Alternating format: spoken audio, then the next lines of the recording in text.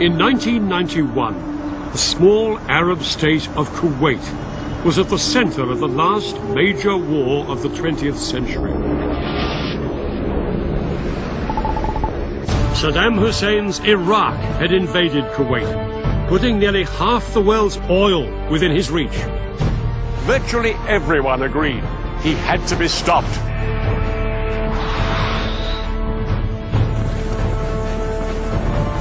Over 1 million troops faced each other across the battlefield. Revolutionary new technology like stealth bombers, cruise missiles and precision-guided bombs would make this a battle unlike anything anyone had seen before.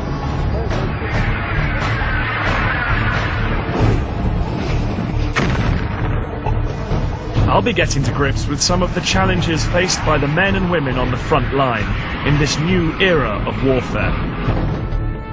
And I'll show how the commanders chose their tactics in a war dominated by cutting-edge technology and ruthless political calculation.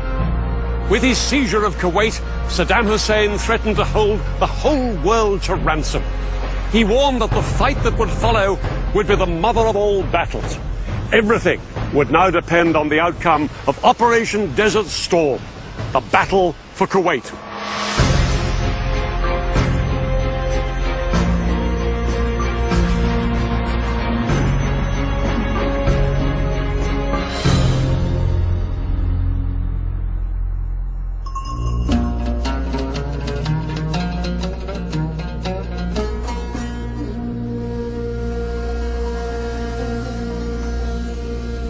In the early hours of August 2nd, 1990, Iraq's army shocked the world by invading its neighbour, Kuwait. They smashed through the defences on the border and headed straight down this road towards the capital, Kuwait City.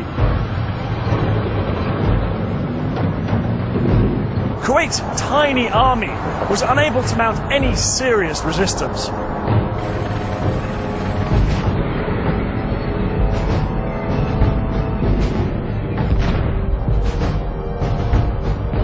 Thousands of Iraqi troops were soon swarming through the capital.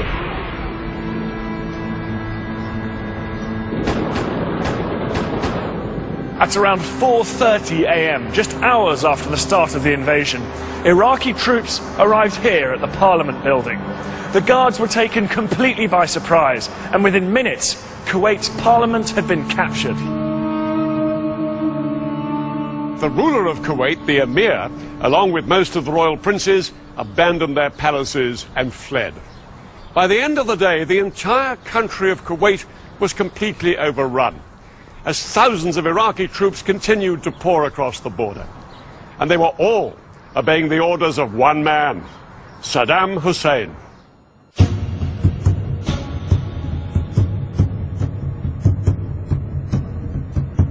Saddam Hussein was the president of Iraq and a brutal dictator.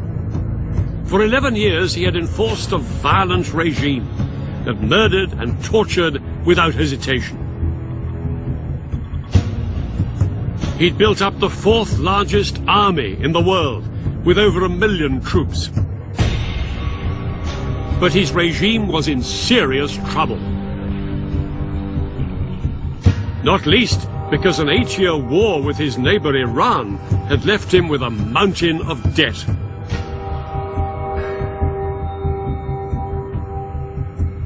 Iraq was bankrupt.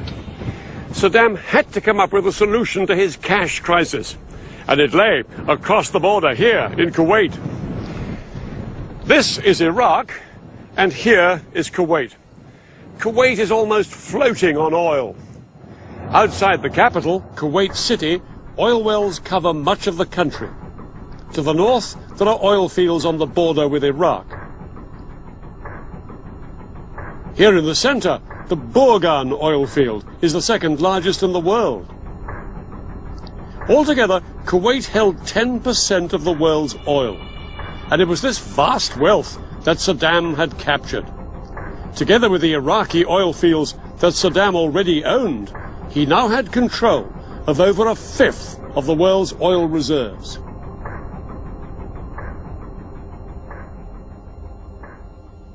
Saddam gambled that Western leaders did not have the stomach for a Middle East war and would have to accept his occupation of Kuwait. But he was in for a rude shock. This will not stand. This will not stand, this aggression against Kuwait. What has happened is a total violation of international law. Please raise their hand. The United Nations condemned the invasion and called on Saddam to withdraw his troops from Kuwait. But far from withdrawing, there were signs that he might be planning something even bigger.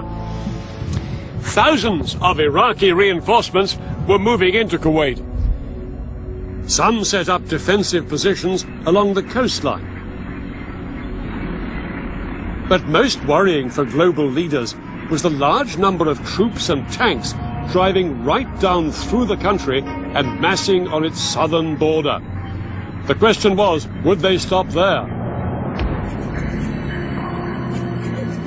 200 miles south of the border was the richest concentration of oil wells in the world. The oil fields of Saudi Arabia. The Saudi army was small. If Saddam chose to attack now, there was nothing to stop him. If he seized Saudi Arabia's wells, he would control nearly half the world's oil. President Bush Sr. and British Prime Minister Margaret Thatcher were determined to stop him.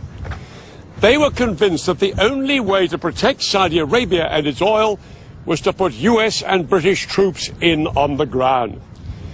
But there was a huge problem. Saudi Arabia is the spiritual home of Islam. It contains the cities of Mecca and Medina, the most holy sites in the Muslim world.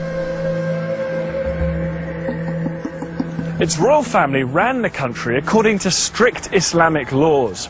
Any attempt to fly in tens of thousands of troops from the non-Muslim armies of Britain and America was a political minefield.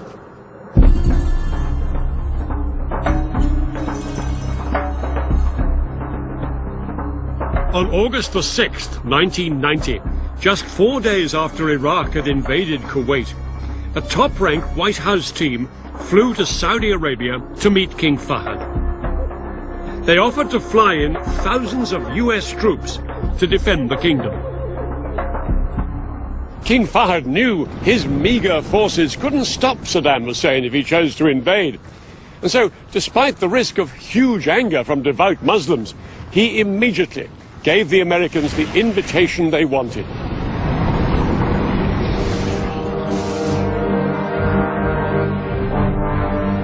Within hours, one of the biggest deployments of troops since World War II was underway.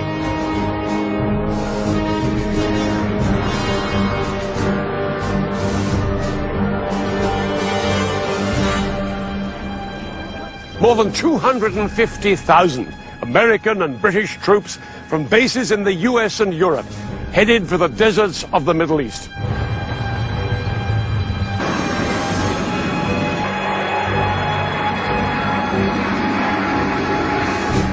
The Americans and British were determined that their stand against Saddam Hussein should be seen as an international operation and not as an American-led attack on an Arab country.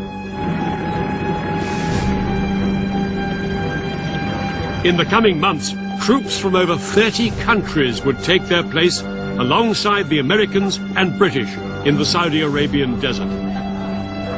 It was an extraordinary coalition that even included several Arab states like Egypt and Syria. But it was the Americans that dominated. The man in charge was called General Norman Schwarzkopf. He was a giant of a man with a keen intellect. He also had a fiery temper, and he set the tone with one of his first public comments about Saddam Hussein. If he dares come across that border and come down here, I'm completely confident that we're going to kick his butt when he gets here. Schwarzkopf was a tough talker, but he knew he faced a mammoth task.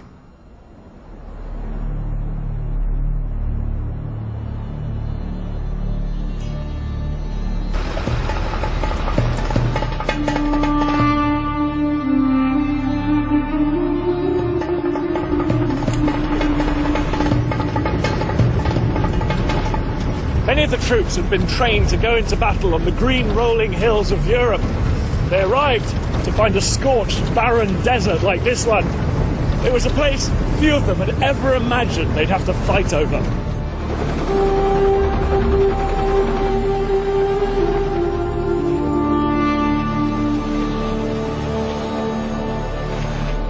The sand clogged their engines, they got in their food, and no one was even sure it was stable enough to take the weight of the big American combat vehicles.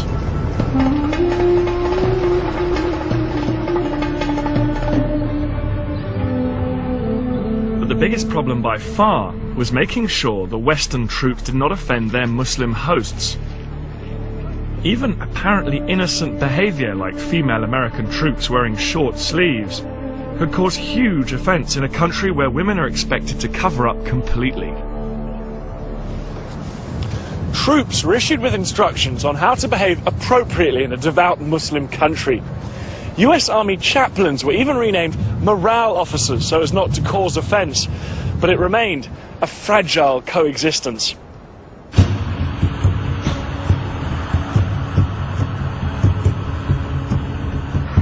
An Iraqi attack on Saudi Arabia remained a constant fear for the coalition. But it was the stories about the actions of Saddam's army inside Kuwait that outraged world opinion. They brought a reign of terror to Kuwait, including summary executions in the street.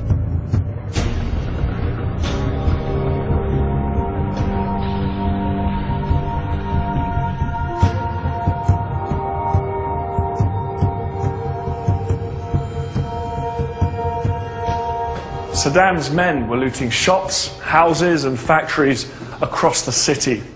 Torture and punishment beatings became commonplace as the Iraqis tried to crush any sign of Kuwaiti resistance. Some resistance fighters were even shot dead in front of their own families as a warning to everybody else not to get involved.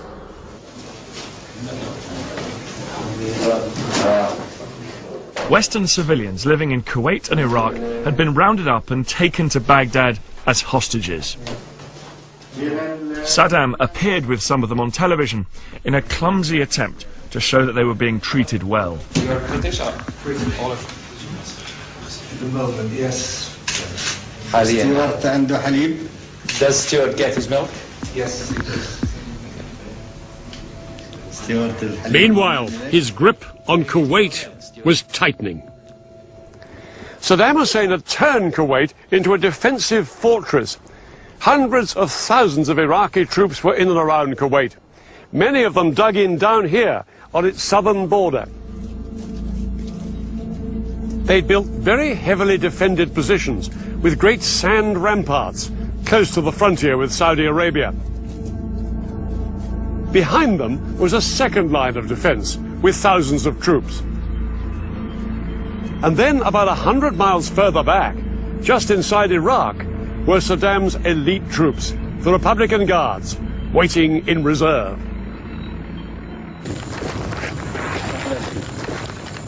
By November 1990, world leaders had run out of patience with Saddam. Although he hadn't attacked Saudi Arabia, he showed no signs of withdrawing from Kuwait.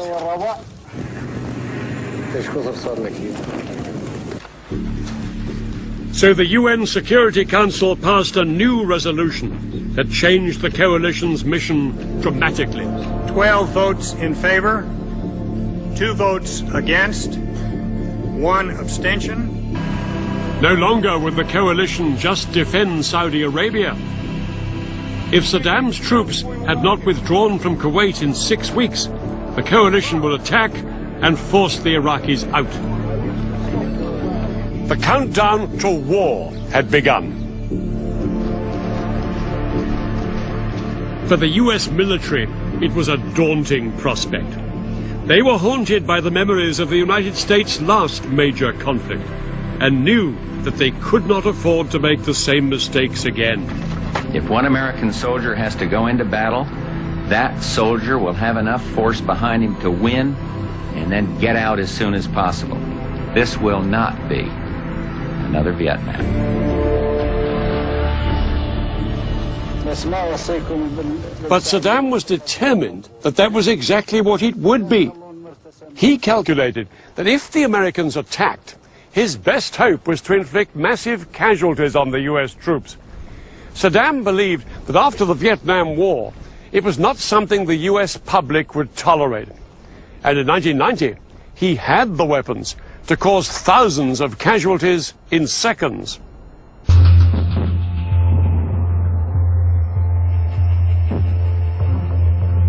Just 2 years earlier, in March 1988, the Iraqi army had attacked a Kurdish village in northern Iraq, using a mixture of mustard gas and the nerve agent sarin. 5,000 people were killed, and thousands more suffered terrible injuries.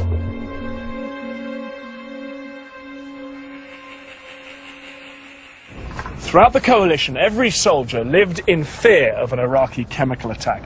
Day after day, they practiced the drills that would save their lives if nerve gas was used against them.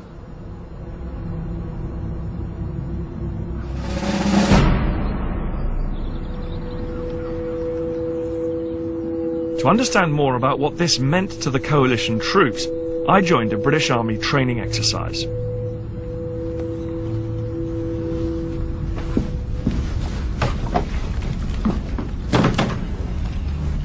My job was to help unload equipment until the instructor launched a gas attack drill.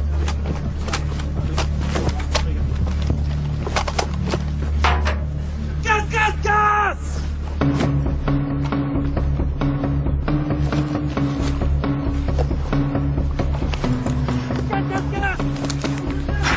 Gas, gas, gas! 9 seconds, come on. Think about the drills. Okay, let's go, well done. If a soldier couldn't get their mask on this quickly in a real attack, the gas could be lethal. Come on, 2 minutes, let's go.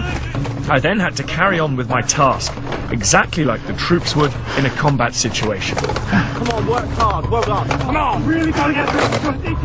Come on! Come on!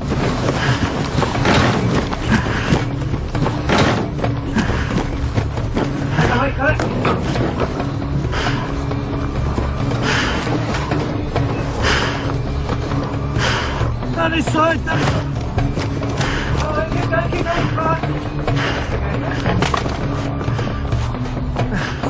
Come on. But gas masks make it impossible to breathe properly, as I was finding out. Excellent, well done, well done. I can't actually speak. I'm not getting enough air in here. 2 minutes! Come on, well done, well done. That one there. That one. Down this side, let's go. Excellent, well done. Stop! Stand still. Unmask. Come on, that's good. That's good, well done.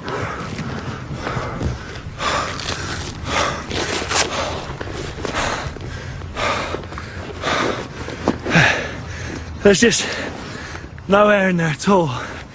And the idea of fighting something like a battle under those conditions is absolutely unimaginable, and that's a lot harder than what I was just doing there, those shuttle runs.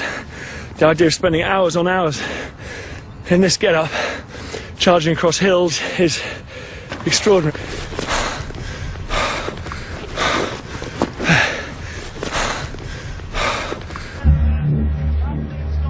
But in 1991, soldiers feared they really would have to fight while under chemical attack.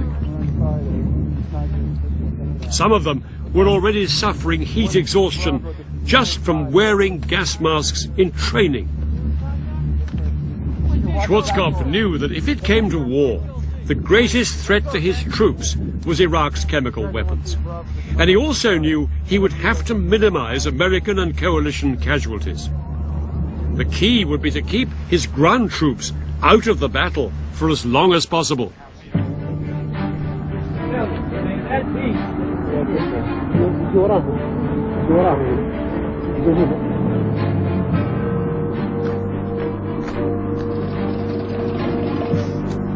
Schwarzkopf's plan was to launch a colossal air attack on Iraq itself and on its forces on the ground, to try and force Saddam to abandon Kuwait.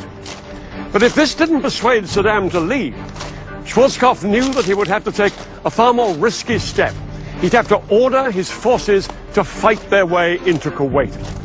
And some of the experts predicted that this would cost thousands of American lives. His strategy would call upon the full might of the United States Armed Forces. More and more of the world's most sophisticated aircraft, tanks and weapons were arriving in the Gulf. And 6 American aircraft carriers with over 400 planes would be positioned within striking distance of Iraq and Kuwait.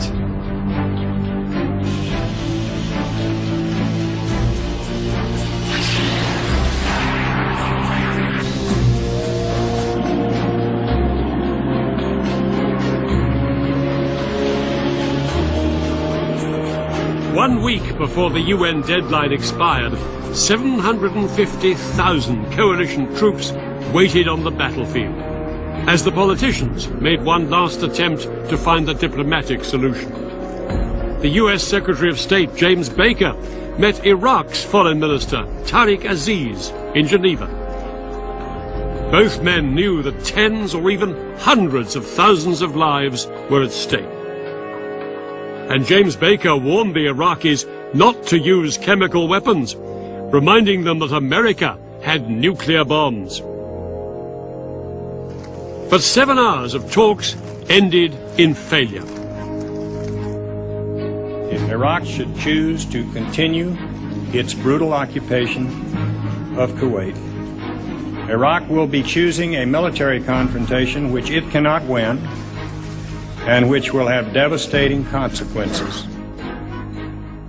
But Saddam remained as defiant as ever and promised his people a great victory. He warned that the Americans depended too much on technology. He boasted that Iraq could rely on the bravery and experience of its soldiers. Their faith would defeat the enemy.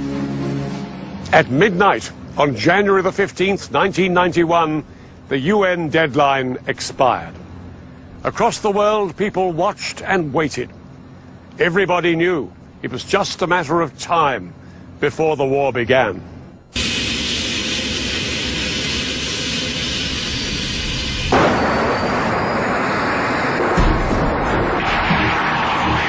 In the early hours of January the 17th, 1991, hundreds of coalition aircraft took to the skies and headed for their targets.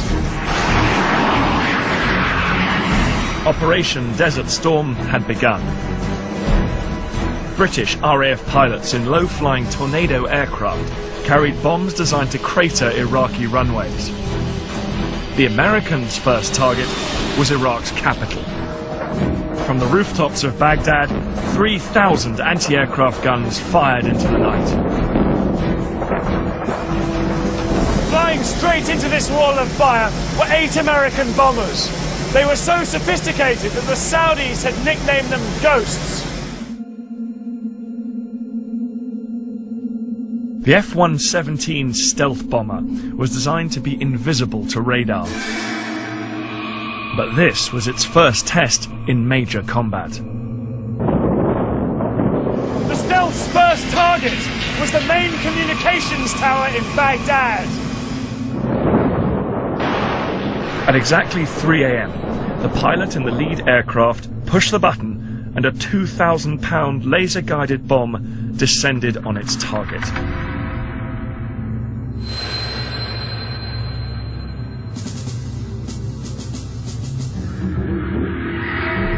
Across the city, the ground shook as 14 more bombs from other stealths hit their targets. The aircraft turned for home. Cruise missiles launched from US warships knocked out the power stations and plunged the city into darkness. The air campaign, unleashed by the coalition against Saddam's Iraq, was codenamed Instant Thunder. It was the most powerful and focused use of air power in the 20th century. On the first night, coalition aircraft flew over 1,000 sorties. They hit power stations, radar and communication networks, airfields, and chemical weapons facilities. The aim was, first, to gain control of the skies above Kuwait and Iraq, and destroy Saddam's ability to coordinate his forces, and then to target the forces themselves.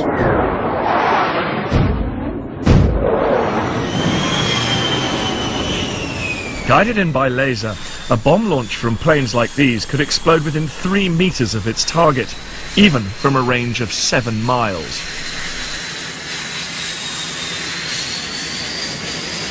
The bombing campaign had badly damaged Iraqi radar stations and gave Iraqi pilots little chance to respond.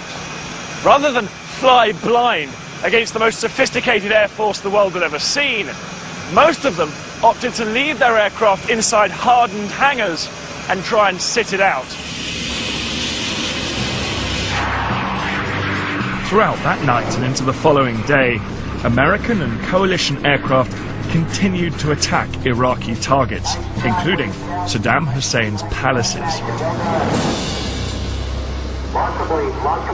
Saddam Hussein was in fear for his life. He moved between safe houses to avoid the coalition attacks. But in public, he would not be cowed. On Baghdad radio, he declared that the mother of all battles had begun.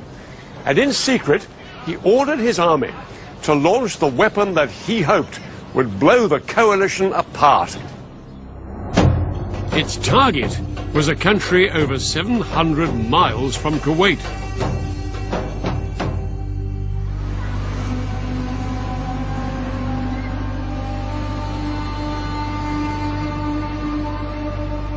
At 2 a.m. on January the 18th, 1991, air raid sirens sounded across Israel.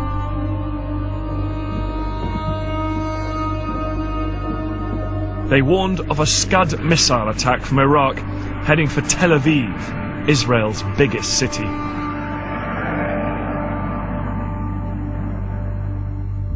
Moments later, the first Scud hit this factory near a housing estate in a residential suburb of the city. Initial reports from the Israeli army suggested that Israel was under chemical attack. In the confusion and panic, people all over the city put on their gas masks. Some even injected themselves with the antidote to nerve gas. Saddam Hussein's attack on Israel was an act of ruthless calculation. He hoped Israel would retaliate. If it did, Israel would then appear to be on the same side as the Arab nations in the coalition. Saddam's hope was that the Arabs' hatred of Israel would make this unthinkable for them. They would withdraw from the coalition, and the coalition would collapse.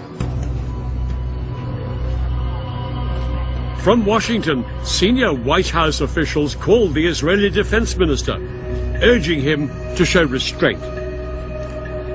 For hours, the whole world held its breath, waiting to see how the Israelis would respond. 8 Scuds had been fired at Israel that night, and by daybreak, residents were still on alert. But reports of a chemical attack had turned out to be a false alarm, and remarkably, nobody had been killed by any of the missiles. Under huge pressure from the White House, the Israeli Prime Minister, Yitzhak Shamir, agreed not to retaliate, at least for the time being. In return, the Americans promised to make the destruction of the Scud missile launchers inside Iraq their top military priority. The Scud hunt was on.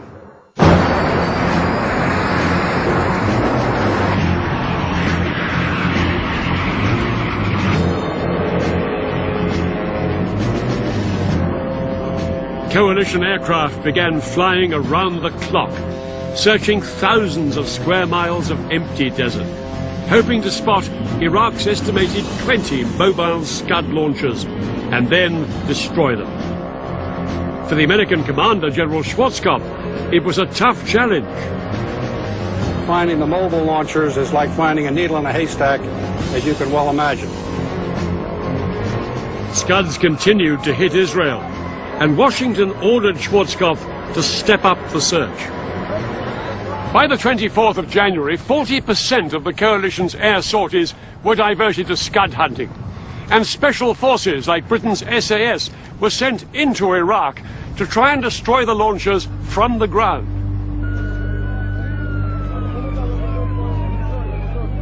The Scud attacks on Israel went on, but still they failed to break up the coalition as Saddam hoped.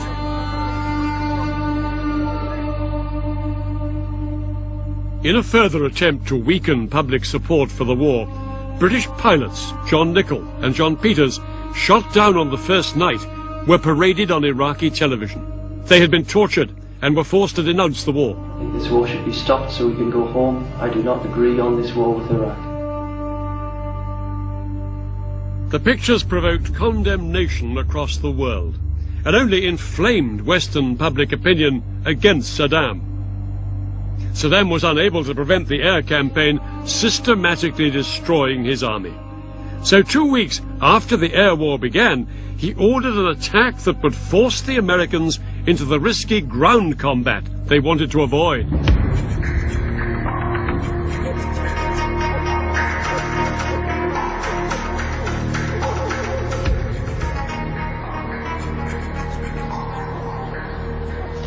At around 8:30 p.m., Iraqi troops broke cover from their positions here in Kuwait and headed down there towards the Saudi border. Their movement was watched by an unmanned American spy plane, feeding pictures back to its operator. What do we have here? Crow. Let's see what they are. Man, this is something. Here we go. Closer, closer. And 2,253 hours. They've crossed the border. Crossed in Saudi Arabia. King Fahd's going to be pissed. Fahd baby's going to be pissed. He's going to be hot. Yeah. The coalition had complete control of the skies over Kuwait, but not a single aircraft was close enough to stop the Iraqis. Where's our air? This is ridiculous. Frickin' bomber couldn't ask for any better target than that. The Iraqis took the coalition by surprise. They met little resistance and seized the Saudi town of Khafji, about 10 miles down the road. Go for it. Just a puff of smoke. Yep. Right to the right of that.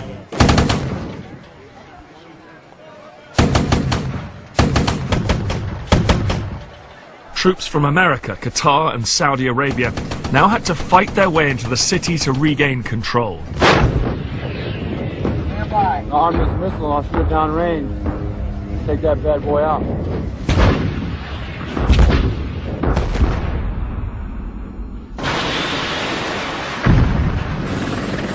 And when air support finally arrived, they had a decisive advantage.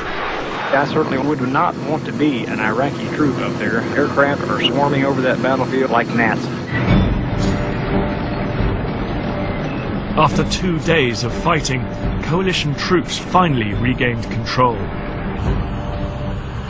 An estimated 38 Iraqis were killed and hundreds more captured, but the coalition had suffered too.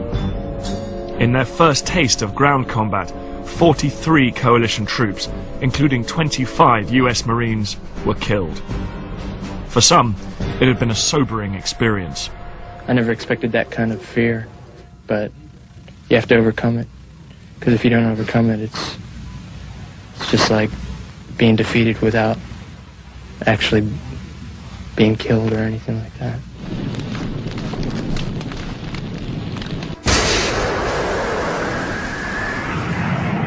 But with Khafji back in coalition control, world attention turned once again to the air campaign, which was now in its 4th week.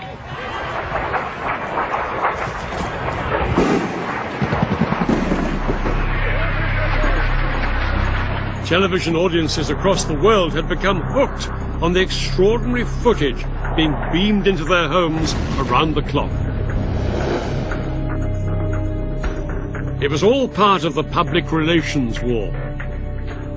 After their experiences in Vietnam, American commanders knew that unfavorable coverage might damage public support for the war. So they carefully managed what was actually seen by the watching world. Splash. Good. That was an excellent splash.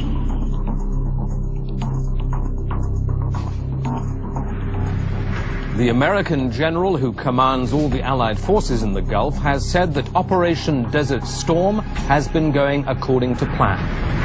The aim was to portray the war as clinical and bloodless, with so-called smart bombs making surgical strikes. I'm now going to show you a picture of the luckiest man in Iraq on this particular day. Keep your eye on the crosshairs. Right through the crosshairs. And now in his rearview mirror.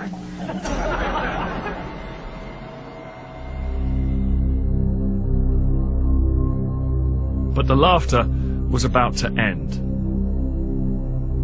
In the early hours of February the 13th, 1991, 2 stealth bombers flew towards the Al Amariya bunker in the suburbs of Baghdad on what was supposed to be a routine mission.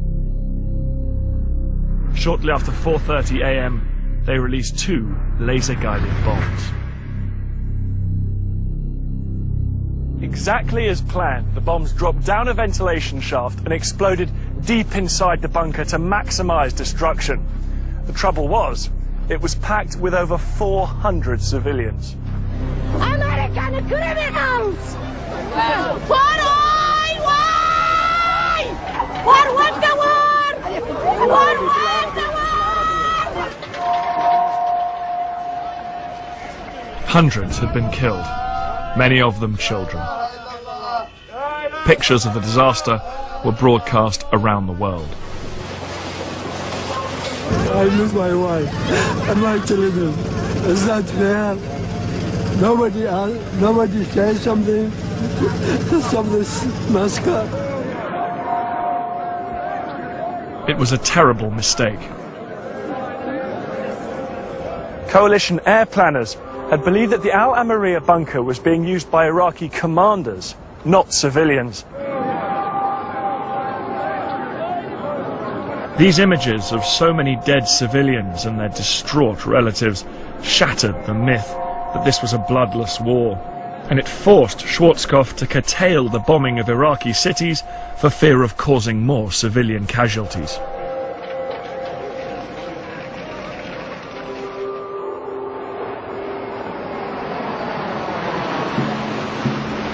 But the Iraqi army got no such reprieve.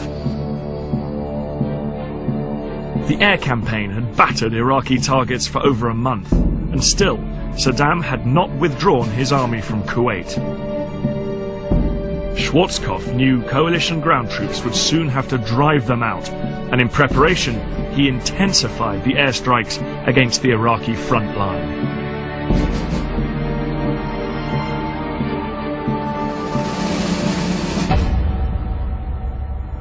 There was nothing smart about this bombardment.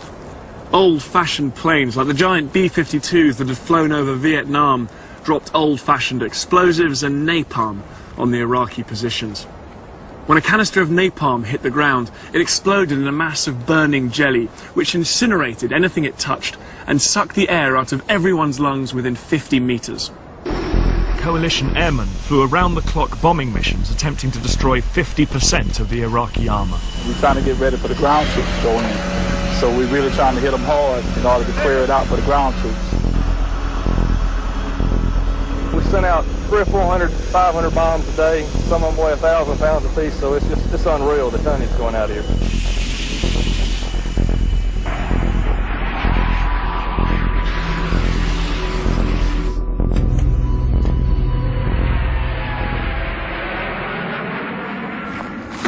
In retaliation for the coalition's continuous aerial bombardment, Saddam Hussein unleashed a new kind of destruction. He ordered the Iraqi army to blow up the oil fields of Kuwait. It created scenes of apocalyptic devastation. It looks like what I envisioned hell would look like. The country of Kuwait is burning. Hundreds of wells were blown up, sending a wall of flame and smoke thousands of feet into the air. Pipelines were ruptured, storage tanks exploded, and huge lakes of oil pooled in the desert sand.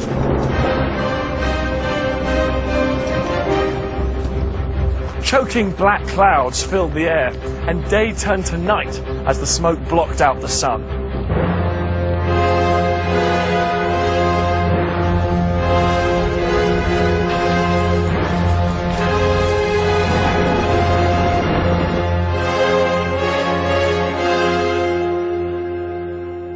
This piece of environmental vandalism only increased the pressure on Schwarzkopf to launch the ground campaign. His plan was a masterpiece of strategic deception. The main attack would appear to come down here, across Kuwait's southern border. 40,000 American Marines were thrust up into the Iraqi defenses. Alongside them, troops from other coalition countries, including large forces from Syria and Egypt. Their job was to make Saddam think they were just the start of a much larger attack from here in the south. But Schwarzkopf's main blow would come not from the south, but from the west. Under the cover of the air war, he had secretly shifted the bulk of his army, 1,500 tanks and nearly 300,000 men, up to 300 miles off to the west to launch a giant left hook.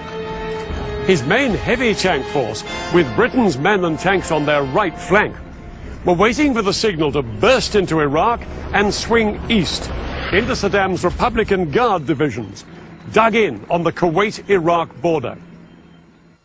Schwarzkopf's men had a double mission: to liberate Kuwait and to so weaken the Republican Guard and the Iraqi army that they could never cause trouble in the area again. On the 24th of February, 1991, the ground attack began.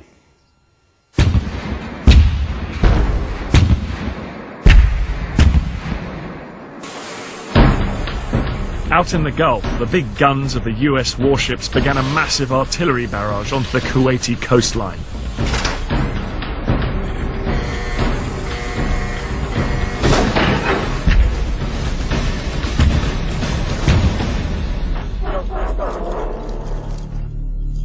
But the real attack would come from the ground troops.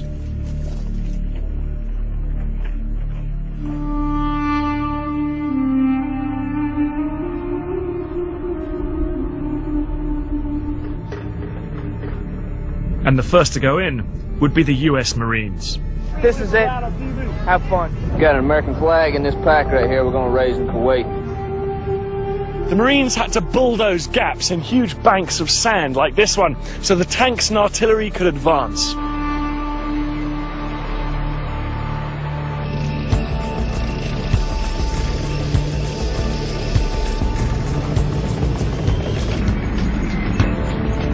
As the first troops went in, none of them knew what would happen. The fear of a chemical attack was so great that the US troops wore chemical protection suits and gas masks. In front of them, they expected vast minefields and tens of thousands of Iraqi troops in heavily defended, entrenched positions. Coalition commanders expected the Marines to be able to penetrate just a few miles into the heavy Iraqi defenses, with as many as 1 in 3 of the Marines being killed or injured. But as the Marines crossed into Kuwait, they were amazed at what happened. Everywhere, Iraqi troops had either abandoned their positions or were raising the white flag in surrender. Most of them were conscripts, and after the devastating 5-week air bombardment, they were sleep-deprived, shell-shocked, and dehydrated. They were in no position to fight.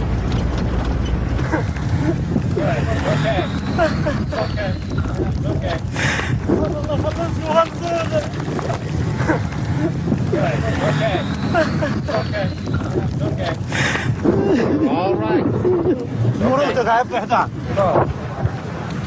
Hey, let's go! Get up here! The Marines continued forward into Kuwait. There was little resistance, and nearly everywhere their progress was unopposed. Right now, I feel sorry for the people that are remaining on the enemy side because we're going to wipe them out. It's just a matter of time. the Marines were scoring a major success in their thrust up here into Kuwait, almost too successful. They and the Arab forces to the east and west of them were fast heading for Kuwait City. There was now a risk that some of the crack Iraqi units, like the Republican Guard up here, might retreat before Schwarzkopf's army could destroy them. So he brought forward the timetable for his main attack. He ordered his big left hook, including Britain's tank force, to go in 15 hours ahead of schedule.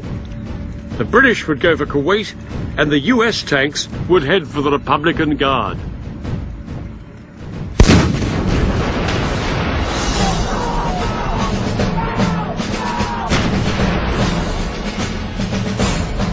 "10 hours into the ground war, at 2:30 p.m., British and American troops began a massive artillery barrage onto the Iraqi positions in front of them.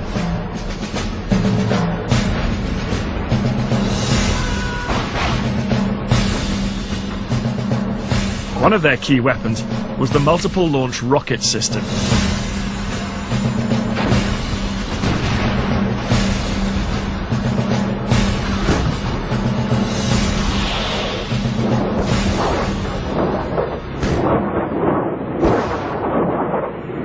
As each of the rockets burst in the air above the Iraqis, it scattered 644 bomblets over them. It was as if they were being showered by hand grenades. In just over 30 minutes, more than 500,000 of these bomblets landed on the Iraqi troops.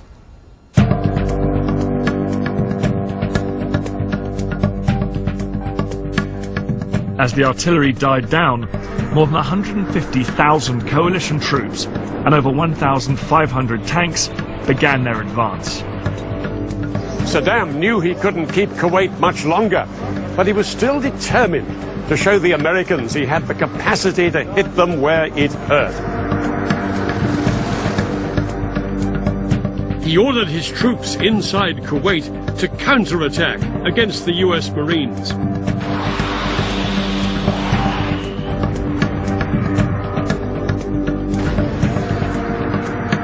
But they couldn't match the Americans' firepower, nor halt their relentless drive towards Kuwait City. However, Saddam still had one last sting in his tail.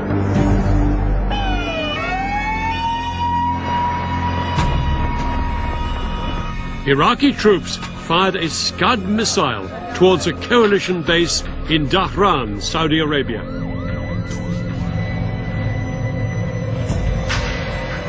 The resulting explosion killed 28 Americans, and 100 were left wounded. Has to go up there. It was their biggest single loss in the war so far.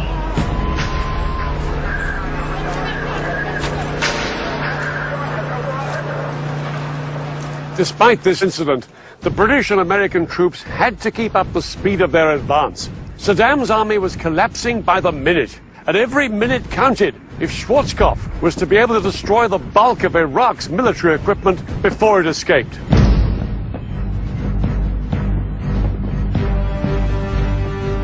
Schwarzkopf's main armored thrust had swept across 100 miles of Iraqi desert west of Kuwait and closed in on Saddam's elite Republican Guard. Finally, at 4 p.m. on the 26th of February, they came face to face. A gunner in one of the lead vehicles spotted a line of Iraqi tanks on the horizon. The US tank commander realized that he was heading straight for a major Republican Guard position. The gunner in the lead American tank quickly fired off a shot at one of the Iraqi tanks. Seconds later, the American commander watched as the shell landed directly on the target. The Iraqi tank exploded, throwing a man out through the hatch, engulfed in a ball of flame. Within seconds, the other American tanks had opened fire. In just a few minutes, the Republican Guard's position had been obliterated.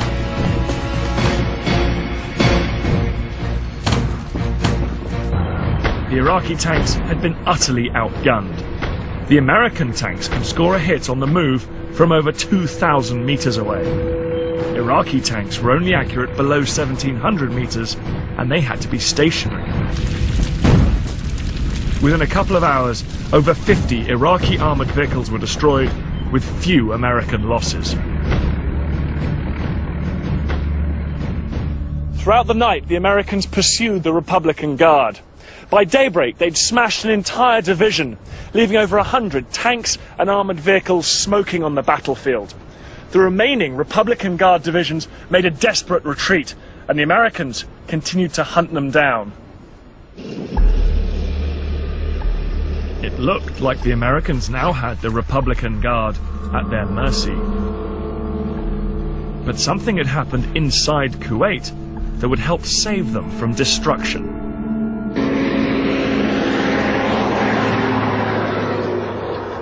Iraqi troops had been fleeing from Kuwait City in any vehicle they could get their hands on.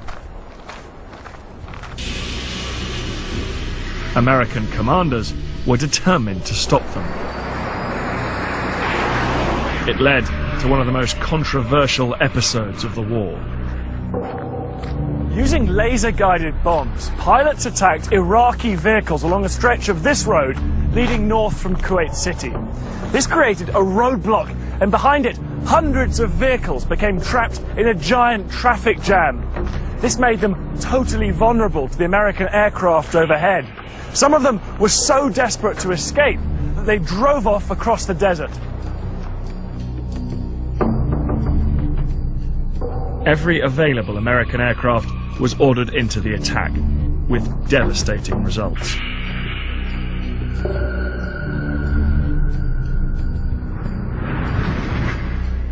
For mile after mile, charred vehicles and human corpses littered the desert and choked the two main roads going towards Iraq.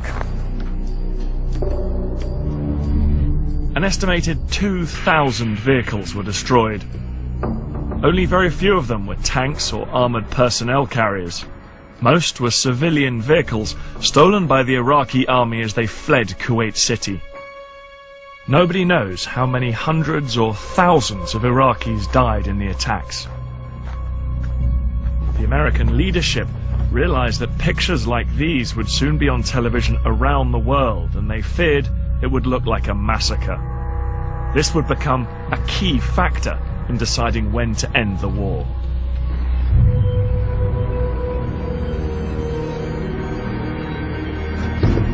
"36 hours later, coalition troops led by units from Kuwait's own army arrived in Kuwait City.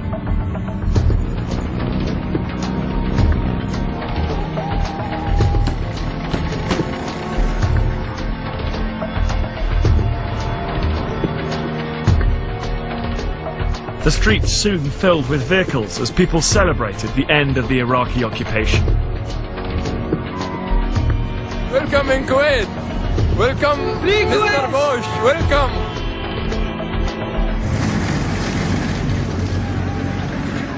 Alongside them were American troops, greeted as heroes, as liberators of a country that had been subjected to months of horror by the Iraqi regime.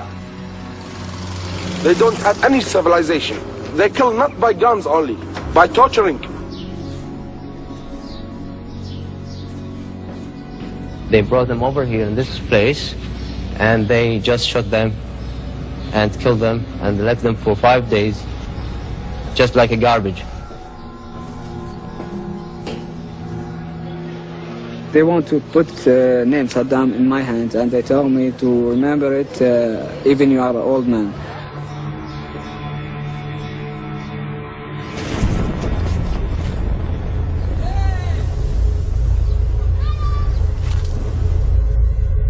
With the liberation of Kuwait, the main political goal of the war had been achieved. But the Republican Guard had not yet been destroyed. However, President Bush feared that continuing to bomb a retreating enemy might give the impression that America was behaving like a bully. And so, on February the 28th, 1991, Bush declared a ceasefire. I am pleased to announce that exactly 100 hours since ground operations commenced and 6 weeks since the start of Operation Desert Storm, all United States and coalition forces will suspend offensive combat operations. The Gulf War was over.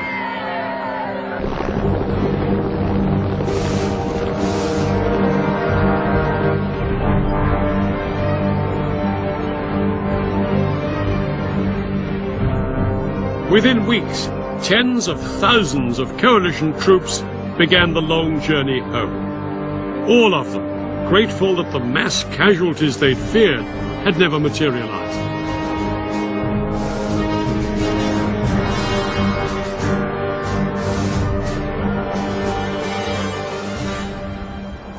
In total, 248 coalition troops were killed, far less than anyone had dared hope. Nobody knows how many Iraqis died, though some estimates put the figure at over 30,000, including 3,000 civilians. Despite the pre-war fears of the coalition, it had turned out to be one of the most one-sided battles in modern history.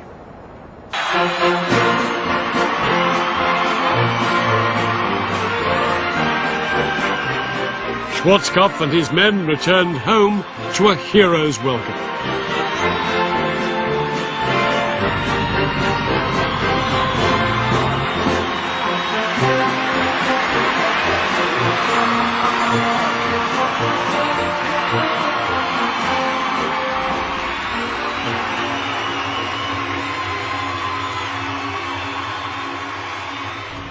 The Allies could have chased Saddam all the way to Baghdad, but they had no authority from the UN and no wish to become mired in Iraq. Instead, they hoped that Saddam would now be too weak to be a threat.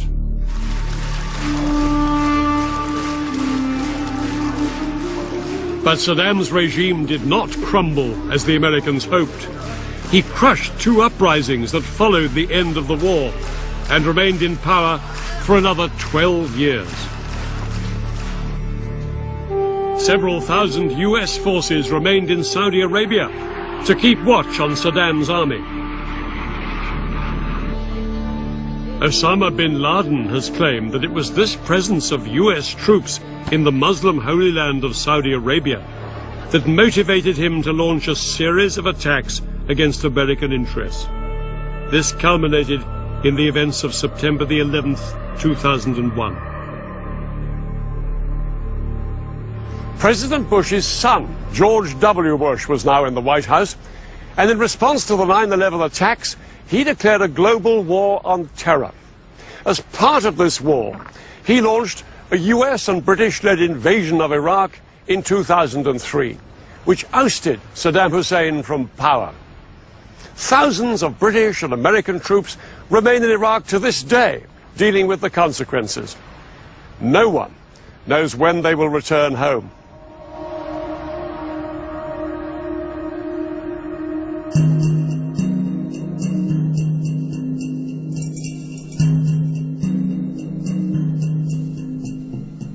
You can find out more about the Gulf War of 1991 in Dan's video podcast, available online now at bbc.co.uk/history.